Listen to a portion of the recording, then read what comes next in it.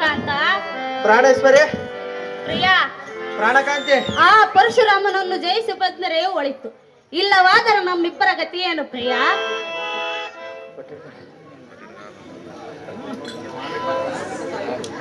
ಓಹೋ ಕಾಂತ, ಪ್ರಾಣಕಾಂತಿ, ಸುಮ್ಮನೆ ನಮ್ಮಿಬ್ಬರ ಮಾತು ಕೇಳಿ ಅಂತಃಪುರಕ್ಕೆ ತೆರಳೋಣ. ಪ್ರಿಯ, ಈಗಲೇ ಹಿಡಿದುಕೋ ಎನ್ನ ಕೈಯ. ಹಾಗೆ ಸತಿ ಇಂಥ ನೀತಿ ಮಾತಿ ನನಗೆ ಅಂತ ಕೇಳ್ತೀರಿ? ಇಂಥ ಮಾತು ಹೇಳುವನು ಆ ನಾರಾಯಣನ ಯಾವ ದೊಡ್ಡ ಸೂರ್ಯನಂದಿಯನ್ನು ಮುಂದೆ ತಿದ್ದಿ ಹೇಳುತ್ತೆ. ಬಾಪುರಿ, ಅವನು ಪರಶುರಾಮನೇ ಆಗಲಿ ಕಾಲ ಯಮುನೆ ಆಗಲಿ ನಮ್ಗೆಲ್ಲುವುದು ಯಾರಿಂದಲೂ ಸಾಧ್ಯವಿಲ್ಲ.